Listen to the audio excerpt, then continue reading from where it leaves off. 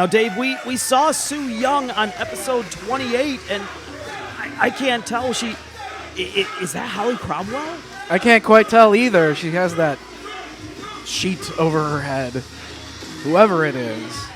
We saw in episode 28, we saw Holly Cromwell hit the mark of the Black Moon on all three of her opponents, and that nearly immediately, it almost seemed to summon Su Yung, who then disappeared through the curtain with Holly Cromwell.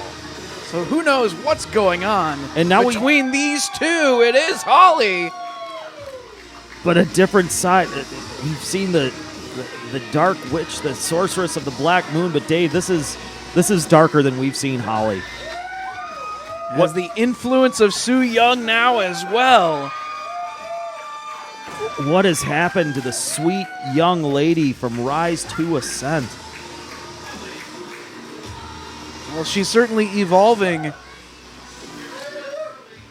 and becoming even more dangerous. You've got to think what's going through the mind of Rocky Radley right now looking at this, and she has to deal with both of them. Obviously, it's not a handicap match, but you do have Holly Cromwell at ringside. Dave, coming up March 29th at Rise Legendary, our first iPay-per-view streaming live worldwide on Fight TV. We know it will be win, lose, or draw, the farewell match of Kris Wolf and Rise. And we will see Team Meat Friends, Kris Wolf, who right now we don't know anybody on Team Meat Friends. But Su Yung, is this the first of the Legion of Undead Brides? Would not surprise me one bit. No doubt she's going to be recruiting the best candidates to be at her side in that tag team matchup. And is this a match, or is this the next step in the recruiting process? We don't know. It's Su Yung. We don't know. Look of concern, and obviously so, on the face of young Rocky Radley, who has everything to do in this wrestling business. She has everything to gain from a match with a veteran talent like Su Yung, if she can make it through the match.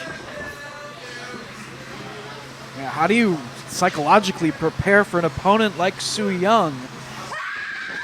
Just screaming at her. Up and over in the corner, though. Well, Rocky Radley, she's got to use her wrestling skill, her quickness, her speed here to just try to get the better of Su Yung. Hold for hold, move for move. Don't think about what's going on, and don't let it play with your mind.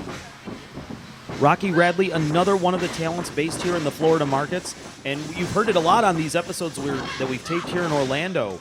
The veteran talents like Rain, who was out of Tampa for so long, Mercedes Martinez, who does a lot of training and a lot of development in the Tampa markets. Other talents like Lexi Fife, I know, has been invested in Rocky Radley's career to date, and that certainly isn't.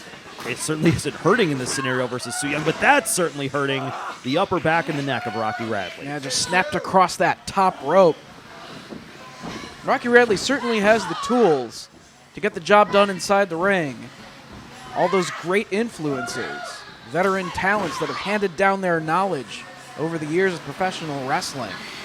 But she's dealing with not only the physical force of Su Yung and the damage she can do as an athlete, but also we've got Holly Cromwell at ringside. The referee has his back turned and just choking her across that bottom rope. Referee didn't see it. And Dave, you mentioned the tools that Rocky Radley has. Su Yung has certainly a number of tools at her disposal, seemingly this member of the Legion of Undead Brides in Holly Cromwell, but there was also a kendo stick. Yeah, she brought the kendo stick out here as well. Yeah, you got to worry about that. Things you have to worry about with Su Yung. She can weaponize nearly anything within an arm's reach. She's known for that mandible claw, pulling out that decrepit, nasty glove that just crams down the gullet of her opponents. In this case, a kendo stick. This is a very dangerous situation for Rocky Radley. And she's on the receiving end, trying to mount some offense. Couple of shots to the midsection of Su Yung, but pounding down repeatedly across the back of Rocky Radley, trying to prevent her from getting anything in this match. Now, if there were one word that I could use to describe Holly Cromwell on the outside, it would be transfixed. She just seemingly has an uninterrupted gaze, but now interrupting the standing position of Su Yung, knocking her down, is Rocky Radley. Got a flurry of offense, but that shot She got all of that one. Now, coming into Legendary, there's a lot of backstory. If you watched episodes 7 through 13 from our Naperville collection of Rise Ascent, which you can go back and watch right now on RiseAscent.com or our Rise apps on iOS and Android. Take a break here to call the action. Front face crusher. Got 2.5, but Su Yung able to get the shoulder up. Those episodes 7 through 13, there's history between Kris Wolf and Su Yung. Su Yung and her bridesmaid, in those course events, the bridesmaids, they stole Tito, the wolf head, the spiritual wolf head of Kris Wolf, Yes. and a whole feud ensued, the war for Tito, the vengeance for Tito, and that is carrying on. Su Yung hasn't forgotten her desire for Tito and her desire to win here in Winter Park. Count of 2 is all she can get. Did the damage right there, driving Radley into the turnbuckle, but not enough to put her away. Got to hand it to Rocky, hanging in there, despite everything that's going on at ringside. Cromwell, Su Yung, their weirdness. Going for the panic switch was Su Yung, but slipping out the back door and clubbering to the back. Now pump handle position. Is this the momentum that Rocky Radley needs? Gets her up. Pump handle. No. Yes. Lancer with the slam. Maybe not what she was going for. Maybe she was scouting for one of those meltdown slams. Holly grabbing hold of the foot of the referee, pulling him to the floor before he can count. And we talked about the tools in the toolbox and whether... Oh, jeez. Behind the referee's back, didn't even see it. Su Yung putting that kendo stick to use. And this is a numbers game that I do not know if Rocky Radley can recover from. Seemingly the pawn on the outside and Holly Cromwell, and the checkmate in the ring with the kendo stick. Going for that panic switch one more time. Spin around the world and dropped on her head.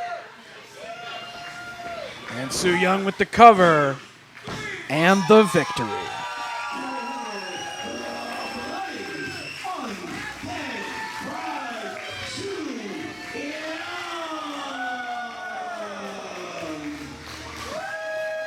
And just the looks between these two tell an awful lot of story, Dave. Well, her newest recruit, Holly Cromwell, worked well to aid Su Yung in the victory in this matchup, and now after the match, put in the boots to her. Wait, Samantha Heights coming in. She's got, talk about an equalizer, Samantha Heights and a chair. Coming to the aid of Rocky Radley, there was no need for that post-match attack. But Su Yung and Holly Cromwell working very well together now here in Rise. Well, this was a very unexpected, a very dark ending here to episode 30. But, folks, we are ready to get a party started March 29th with Session Moth.